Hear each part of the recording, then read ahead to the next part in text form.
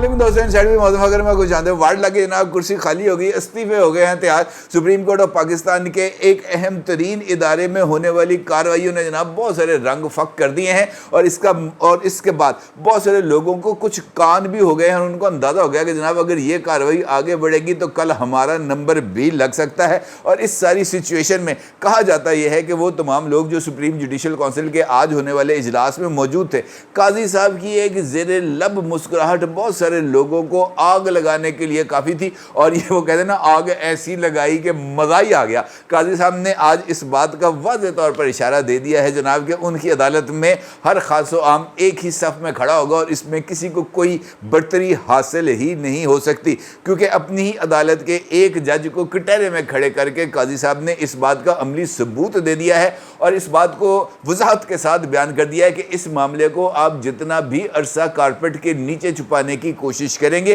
हक और सच बिल्कुल सामने आकर रहता है। ना सिर्फ ये बल्कि इस इजलास में बैठे मॉनिटर को भी अंदाज़ा हो गया है कि उसका नंबर आ गया है और अब अगर उसका नंबर आ गया है तो फिर किसी के नंबर बचने का इम्कान नहीं है, क्योंकि मॉनिटर के ऊपर भी एक अहम तरीन कार्रवाई होने जा रही है और उस कार्रवाई के नतीजे में मॉनिटर के भी छक्के छूटने वाले हैं। किस्सा है आज सुप्रीम कोर्ट ऑफ पाकिस्तान की सुप्रीम जुडिशल काउंसिल के इजलास का। इस इजलास की कार्रवाई को आपकी खिदमत में पेश करने से पहले कुछ तस्वीर हैं जो आपको दिखाना चाहते हैं। ये तस्वीर इनफैक्ट एक वीडियो ग्रैब से हासिल की गई हैं और इस जो तस्वीरें हैं जो आपको मैं भी दिखाऊंगा, वो तस्वीरें एक ज़ेरे तामीर इमारत की हैं। लाहौर के सेंट्रल प्लेस में गुलबर्ग में ये वो जगह है जहां पर कंस्ट्रक्शन बहुत ही ज़्यादा ज़ोर शोर से जारी है, बहुत ही ज़्यादा ज़ोर शोर से जारी है। और वहाँ पर आबादी के दरमियान एक महल है जो तामीर किया जा रहा है। उस महल की तामीर के लिए जो पैसे हैं वो कम अज़ कम भी, मैं अगर आपको सेफली भी बताऊं तो वो कम अज़ कम 25-30 करोड़ रुपए से कम की तो कंस्ट्रक्शन उसके ऊपर हो ही नहीं सकती, क्योंकि इतना वसी व अरीज़ इलाका है। और ये वो घर है जो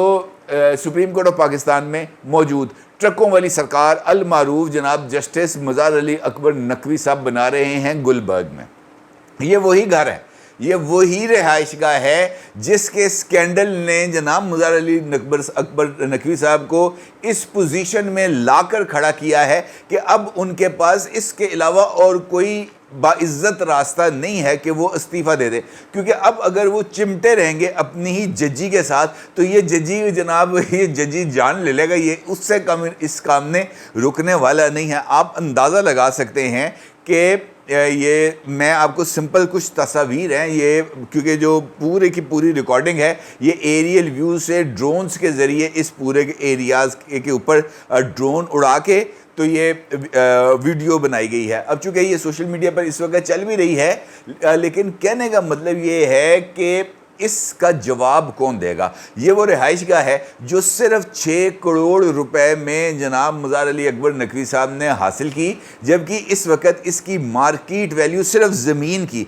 कंस्ट्रक्शन की बात नहीं कर रहा, सिर्फ ज़मीन की जो मार्केट वैल्यू है आज के दिन में वो तकरीबन 1 अरब रुपए है। 1 अरब रुपए की प्रॉपर्टी सुप्रीम कोर्ट के जज ने सिर्फ 6 करोड़ रुपए में हासिल की और उसके बाद जनाब इसको फौरी तौर पर वेरी नेक्स्ट डे अपने नाम पर ट्रांसफ़र भी करा लिया गया। और फिर उसके बाद जनाब आपको पता ही है कि क्या क्या कहानियाँ निकली हैं। इस वक्त भी ये कहानियाँ उनके लिए बहुत ही ज़्यादा तशवीश का बाइस बनने जा रही हैं, क्योंकि अब सुप्रीम जुडिशल काउंसिल ने इस बात का हतमी फैसला कर लिया है 3-2 की अक्सरियत के साथ कि जस्टिस मुज़ार अली अकबर नकवी साहब को एक शो कॉज नोटिस जारी किया जाएगा उनकी इस मुबैना करप्शन के ऊपर, और उनसे कहा जाएगा कि जनाब वो अपनी इस करप्शन का ना सिर्फ हिसाब दें बल्कि वो ये बताएं कि उनके पास इतनी खतीर प्रॉपर्टी को ख़रीदने के लिए जो रकूमात हैं वो कहाँ से आई, कैसे आई और इसका जो ज़रिया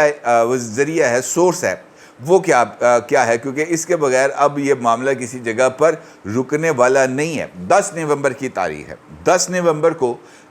मुज़ार अली अकबर नकवी साहब ने अपने शो काज नोटिस का जवाब देना है और आज की कार्रवाई में इस बात का बतौर ख़ास ज़िक्र किया गया है कि मुज़ार अली अकबर नकवी साहब अगर चाहते हैं कि वो अगर वो ये चाहते हैं कि वो मरात जो बाद रिटायरमेंट हैं और पेंशन वो हासिल करें تو ان کے لیے ضروری ہے کہ وہ اپنے عہدے سے استعفیٰ دے دے، کیونکہ اگر فیصلہ ان کے خلاف آیا تو پھر وہ مراد اور پینشن ہر طرح کے اس طرح کی جو چیزیں ہیں اس سے وہ محروم تصور کیے جائیں گے۔ اگر آپ کو یاد ہوگا تو آج سے کوئی تقریباً میرا خیال ہے کہ 2 مہینے پہلے میں نے ایک ویڈیو کی تھی جس کا تھم نیل اس وقت آپ اپنی اسکرین پر دیکھ سکتے ہیں۔ اس تھم نیل میں، اس ویڈیو میں نے آپ کو یہ بات نہایت وضاحت کے ساتھ بتائی تھی کہ قاضی صاحب کے آنے کے بعد کسی کے لیے اب کوئی گنجائش باقی نہیں رہ جائے گی کہ وہ کسی بھی طریقے سے پاکستان کے نظام انصاف کو مینوپولیٹ کر سکے یا اپنی پوزیشن سے فائدہ اٹھاتے ہوئے اپنی مبینہ کرپشن کو کارپٹ کے نیچے چھپایا دے، جس طریقے سے بندیال صاحب کے دور میں یہ سب کچھ ہوتا رہا ہے۔ ہمارے سامنے ہے کہ کمپلینٹس موجود تھی، بار بار ذکر کیا گیا، بار بار اس کے اوپر یہ کہا گیا کہ جناب اس کا نوٹس لیا جائے، لیکن نوٹس نہیں لیا گیا۔ آخر کار بندیال صاحب ریٹائر ہو گئے۔ ریٹائر ہونے کے بعد بھی جو بندیال صاحب تھے اور انہوں نے کم از کم شرمندگی تک کا اظہار نہیں کیا۔ البتہ اب قاضی صاحب کے آنے کے فوری بعد جناب جسٹس سردار طارق مسعود صاحب کے پاس اس معاملے کو ریفر کیا گیا، جنہوں نے جسٹس اعجاز الاحسن کے حوالے سے جو شکایت تھی اس کو بوگس قرار دیا اور اس کو ریجیکٹ کر دیا، جبکہ باقی جو کچھ درخواستیں تھیں ان کو سپریم جوڈیشل کونسل میں بھجوا دیا، جس میں جناب یہ جو ہے مظہر علی اکبر نقوی صاحب ان کا معاملہ بھی شامل ہے۔ سپریم کورٹ کے جج، حاضر سروس جج نے جب شکایت کا جائزہ لیا اور اس کو کارروائی کے لیے مناسب خیال کیا تو اس کا مطلب یہ ہے کہ اس شکایت کے اندر اتنی جان، اتنا سبسٹنس موجود ہے جو صرف درخواست دیکھ کے ہی جج صاحب کو اندازہ ہو گیا کہ یار اس کو ذرا ڈگ آؤٹ کرنا چاہیے، اس کا ذرا جائزہ لینا چاہیے۔ اس کا مطلب یہ ہے کہ سردار طارق مسعود صاحب، جسٹس سردار طارق مسعود صاحب اپنے ہاتھوں سے، ایک ہاتھ سے انہوں نے ہاتھ پکڑا جناب مظہر علی اکبر نقوی صاحب کا اور ساتھ لے کے آئے اور لاک اپ کا دروازہ کھولا اور جناب ان کو اندر بھیج کے دروازہ بند کر دیا، کیونکہ اب یہ دروازہ صرف اسی صورت میں کھلے گا جب مظہر علی اکبر نقوی صاحب بے گناہ قرار پائیں گے، جس کے اس وقت کا جو دستیاب ایویڈنس ہے اس کے مطابق تو امکانات کم نظر آتے ہیں۔ باقی یہ تو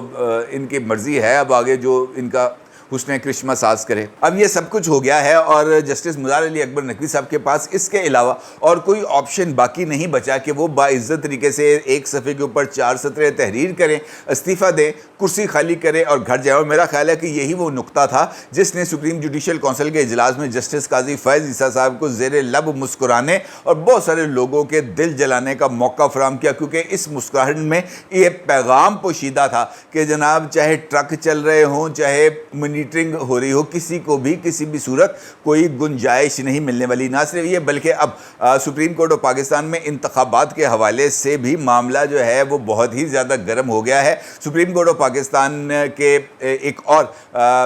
بینچ میں جس کو ہیڈ کر رہے ہیں chief justice of Pakistan mister justice Qazi Faez عیسیٰ صاحب، انہوں نے انتخابات کے حوالے سے جو ادارہ ہے، اہم ترین آئینی ادارہ الیکشن کمیشن آف پاکستان، اس سے پوچھا بھائی کہ جواب دیا جائے کہ یہ کیا کہانی ہے، کیونکہ وہ 90 دن والی جو اپلیکیشن تھی سپریم کورٹ بار ایسوسی ایشن کی وہ اس وقت ان کے پاس موجود ہے۔ اور اگر آپ کو یاد ہو چند روز پہلے پریزیڈنٹ عارف الوی نے حامد میر صاحب کو جو انٹرویو دیا تھا اس میں انہوں نے اس بات پر شکوک و شبہات کا اظہار کیا تھا کہ جناب الیکشن ہوتے ہوئے نظر نہیں آ رہے، ان کو جنوری میں الیکشنز کی کوئی امید نہیں۔ آج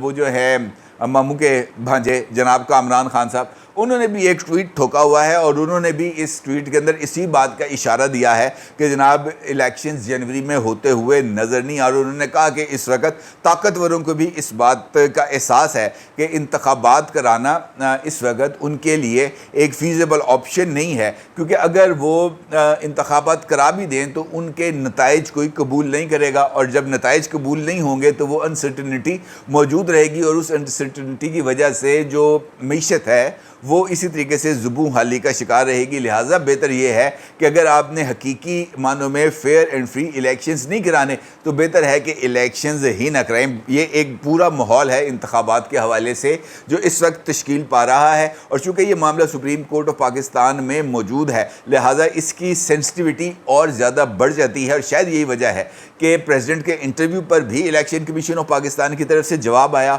اور اب اس بات کا واضح اشارے مل رہے ہیں کہ سپریم کورٹ آف پاکستان نے ایک ٹینٹیٹیو انتخابات کے لیے تاریخ کا تعین بھی کر لیا ہے، اور الیکشن کمیشن آف پاکستان نے ایک ٹینٹیٹیو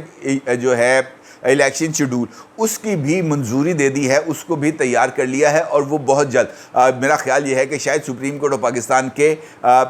جب یہ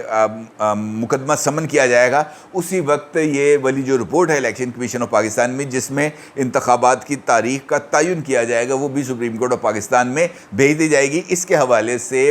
اس تاریخ کے اعتبار سے الیکشن کمیشن نے اپنی تمام اندرونی جو کاروائیاں ہیں وہ مکمل کر لی ہیں، پیپر کے امپورٹ کے آرڈر چلے گئے ہیں، بیلٹ پیپرز کے لیے بھی کام ریڈی ہو گیا ہے، ریٹرننگ آفیسرز کے لیے جوڈیشل افسران کی جو مانگ ہے وہ کر دی گئی ہے، اور یہ کہا گیا ہے کہ جناب ہمیں جوڈیشل افسران چاہیے الیکشنز کے لیے۔ اب دیکھتے ہیں اس مرتبہ ان کو جوڈیشل افسران ملتے ہیں یا نہیں ملتے۔ البتہ اطلاعات یہی ہیں کہ الیکشن کمیشن آف پاکستان نے 28 جنوری کی تاریخ کا تعین کیا ہے انتخابات کے لیے، یعنی جنوری کے لاسٹ ویک میں 28 جنوری کو اس ملک میں انتخابات ہوں گے، اور 28 جنوری کے حوالے سے انتخابی شیڈول کا اعلان نومبر میں ہی کر دیا جائے گا، کیونکہ میرا خیال ہے کہ اس مہینے کے اینڈ میں وہ شروع ہو جائے گا، وہ جو انتخابی فہرستوں کے اوپر اعتراضات وغیرہ ہیں وہ مکمل ہو جائیں گے، اعتراضات کے بعد ان کے اوپر سماعت ہوگی، اور میرا خیال ہے کہ 15 نومبر تک یہ سارے کا سارا پروسیس مکمل ہو جائے گا، اور یہ جو حتمی فہرستیں ہیں حلقہ بندیوں کی وہ جاری کر دی جائیں گی، ووٹر لسٹوں کو بھی کلوز کر دیا جائے گا، اور اس کے بعد الیکشن شیڈول کا اناؤنسمنٹ کر دی جائے گی، جس کے مطابق یہ اس سال اس میں یہ جو ابھی الیکشنز ہونے جا رہے ہیں جنرل الیکشنز وہ ہوں گے 28 جنوری 2024۔ اس کا مطلب یہ ہے کہ 2024 سے پہلے بہت ساری چیزوں نے کمپلیٹ ہونا ہے، بہت سارے معاملات نے حل ہونا ہے، جس میں سیاسی ابتری کا جو ماحول ہے اس نے بھی سٹریم لائن ہونا ہے، اور اس کے لیے میرا خیال یہ ہے کہ یہ جو کوششیں ہو رہی ہیں اس وقت خاص طور پر پاکستان تحریک انصاف کی طرف سے سیاسی مفاہمت کے لیے، اور وہ سیاسی مفاہمت مشروط ہے -1 کے ساتھ، تو اس میں بھی کچھ پیش رفت ہو رہی ہے، لہٰذا امکان یہی ہے کہ یہ جو انتخابی شیڈول آنے سے پہلے یہ جو اس وقت انسیٹلڈ ایشوز ہیں وہ تمام کے تمام ایشوز نہ صرف سیٹل ہو جائیں گے بلکہ اس کے بعد انتخابات کا اعلان ہوگا، ملک نئے انتخابات میں جائے گا، اور فیبروری کے اندر اس ملک میں ایک نئی حکومت موجود ہوگی جو یہ جو اس وقت کا سچویشن ہے، اکنامک کرائسس ہے، اس کو شاید حل بھی کرے اور ملک کو لے کر آگے بھی جائے۔ اپنی رائے کو ضرور اظہار کیجیے گا۔ آپ کا بہت شکریہ۔ اللہ حافظ۔